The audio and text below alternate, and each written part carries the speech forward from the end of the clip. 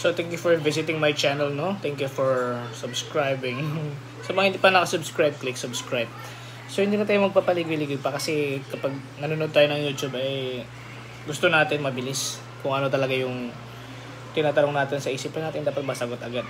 So ano nga ba ang dahilan? Or ay hindi naman dahilan.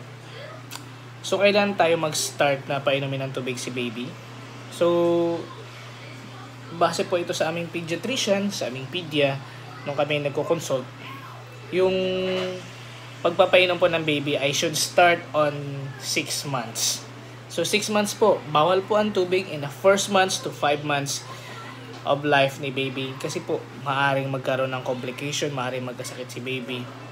Hindi po yun pwede. Pero yung kapag formula milk naman, pwede naman po kasi titimplahin po natin yung formula milk doon sa tubig. Pero pag pure water, hindi po talaga pwede. Hindi po yan advisable ng pedia or any doctors. Hindi po pwede. Ang pagbibigay po ng water ay 6 months up. Doon po. So, doon po natin tuturuan si baby na uminom po ng water 6 months above. So, yun lang po. Bye!